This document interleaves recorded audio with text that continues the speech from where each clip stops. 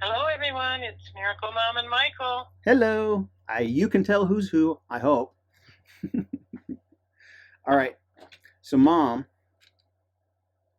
I, you're the one monopolizing all this miracle talk, right? You having these like near death experiences. It's like you get to talk and talk and talk about how you're supposed to die, but you don't, right? Yes.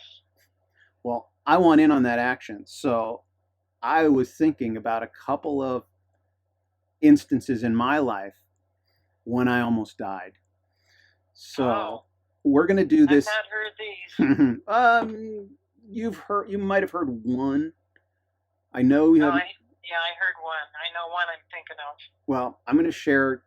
This is gonna be in two separate segments. So for you, the viewer, in this segment, I'm talking about two of my near-death experiences, and then in the next segment, I'm gonna talk about two more. All right. So I'm gonna take this moment to have a little commercial, the Miracle Mom and Michael commercial. Uh, Share this video with someone. I'm not going to say it at the end. I can say it in the middle. Share this video. Click subscribe. Click the bell to be notified when we post new videos. And click like. All of those things help us. They help you if you're enjoying this. They'll help if more people are watching it. It'll be more fun for all. All right. Commercial over. Near death experience number one. I'm not saying it's the first near death experience I've had. I'm actually convinced that we all almost die multiple times in our lives that we don't even know about, right? There are events that we narrowly escaped that we didn't even know we narrowly escaped. So, Well, we are living in a death machine. that's perfect. Yes. Let me, man, I want to title this segment Living in a Death Machine. Okay, I have to remember that. In fact, I'm gonna write it down before I get, boy, this is a long tease for what I'm gonna get to, but I'm gonna write down living in a death machine for this segment. Living in a death machine.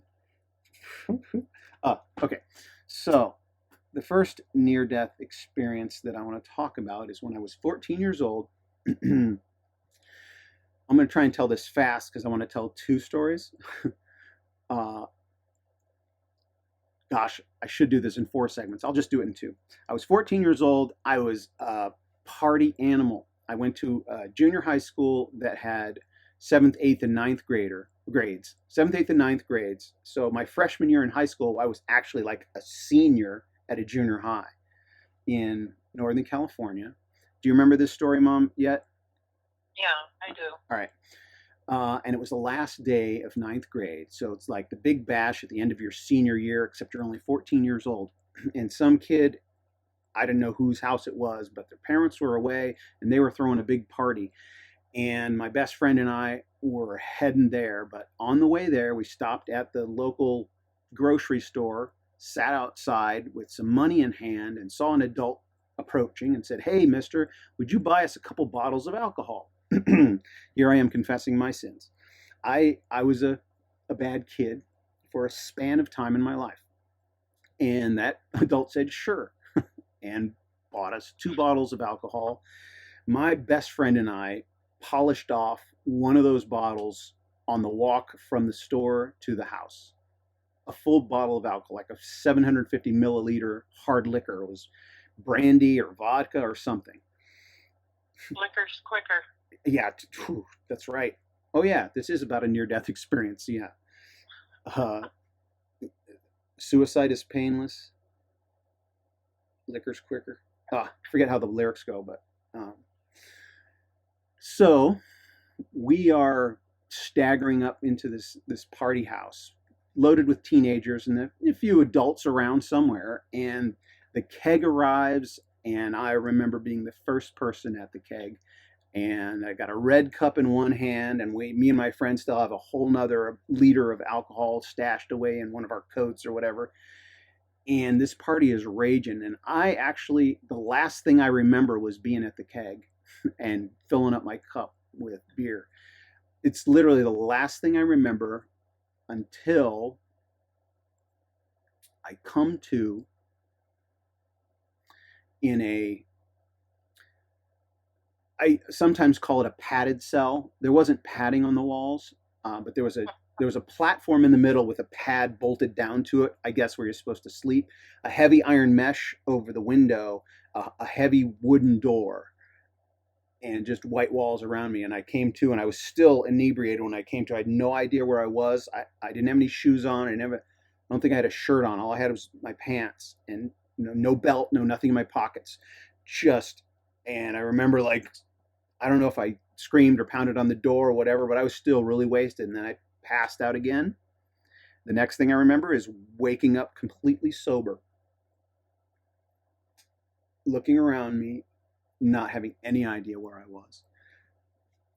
Knocking on the door, help, hello, something like that. I mean, it was as sober as you could be, straight laced, uh, and somebody slides a little thing open in the door, looks in, making sure I'm okay, and then I'm like, I don't know where I am. Where's my stuff? I think that's what I was like. Where are my things? Where am I?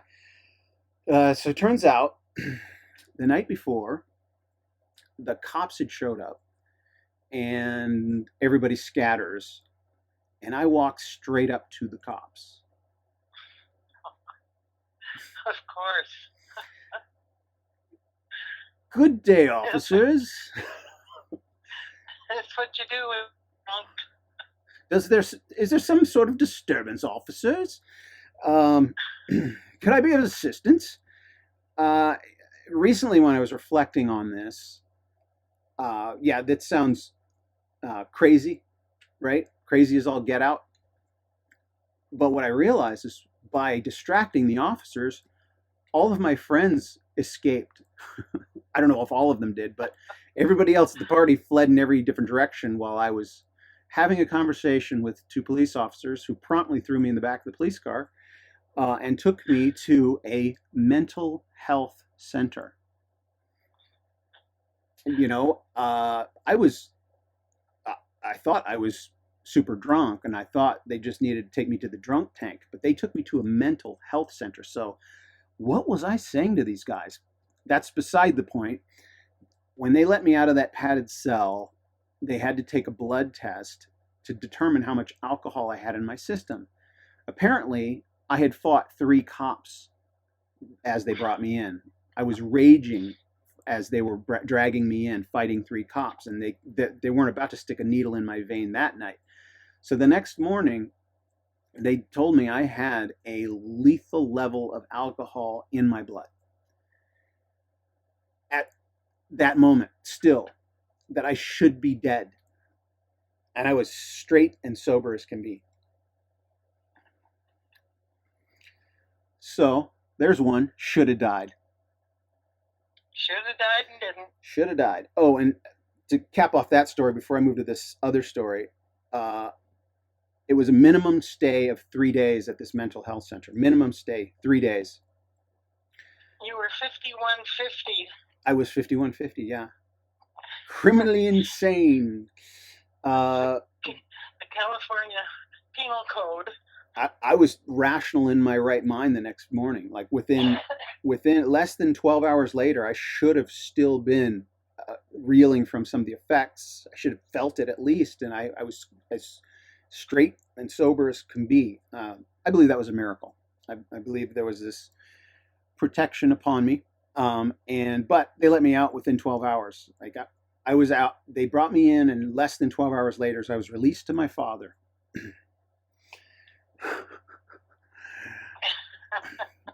All right, near death experience number 2. This was probably 10 years ago. I was driving home from work. I was working like a graveyard shift. I'm not sure if there was a time where I was working 2 full-time jobs. So I was working a full day shift and then like 3/4 of a night shift. And so sometimes I would leave work for home at 3 or 4 a.m., get a couple hours of sleep and go do it again. And so it was this night, it was at least 2 or 3 in the morning, and I'm driving east on the 10 freeway through downtown Los Angeles. So I'm driving from, anybody who knows the area, or you can go to Google Maps.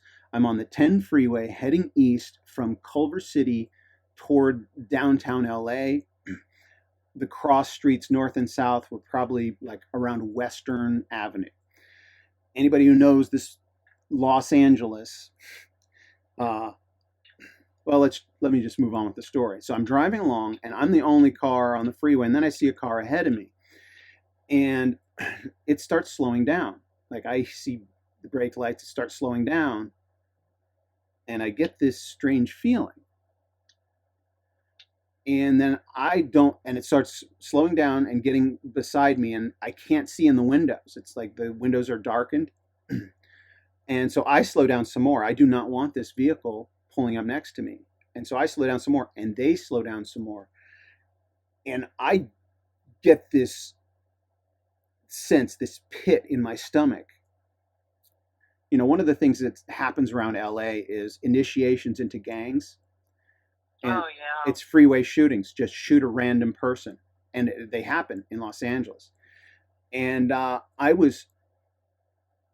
hadn't been thinking about that. I just see a car slowing down, and then it starts behaving. Like when you see a car behave a certain way, you can almost read the driver's mind to an extent. It's like nobody's going to slow down and roll down the window and look for directions driving on the freeway. Like that's not what's happening. This I'm convinced that I had just been targeted for some initiation into a gang or something. So right about the time when I hit that brakes again and they slow down again, the the freeway splits. There's a median for a long run in this freeway where I literally get over across to the other side of that median where they can't get anywhere near me, and then they take off, and then I'm able to make my way home. I count that as a near death experience. If I was oblivious, I'm yeah, maybe it's all in my head, but why would I have that sudden sense? You know, you hear stories about people that just before they're about to get on an airplane, they're like, you know what, don't take this flight. They get this sense in the pit of their stomach or Yeah. this sense, and they don't get on the flight and the flight crashes. You know, I've heard stories like that. And It's that gut feeling. yeah, I'm being notified. I better pay attention. Yeah. I have this, Listen to your gut. right? I have Yeah. this sense for a reason, right? I'm having this sense for a reason. I better go with it. So there's two of my near death experiences. Wow. Scary. It's scary stuff. Well, the fact of the matter is, every one of us could die at any moment, every day, Well, yeah. right? But we should do whatever we can to avoid that. I mean, that's what living is. It's avoiding dying as much as possible. Right. I have two more that I'm going to tell in the next segment. You have any final words for this segment, Mom?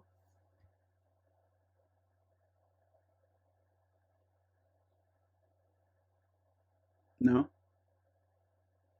Are you there? I lost you.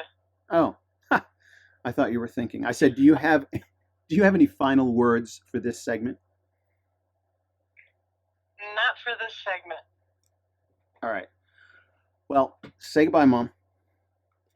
Goodbye, everyone. Bye, everybody.